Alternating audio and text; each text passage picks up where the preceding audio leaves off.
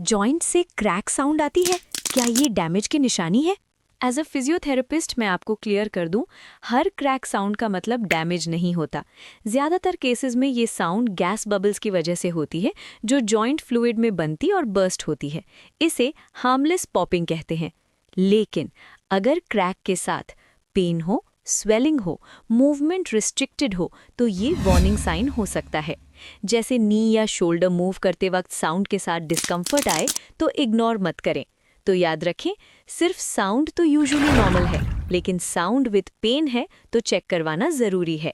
Follow करें for expert physio advice and injury awareness.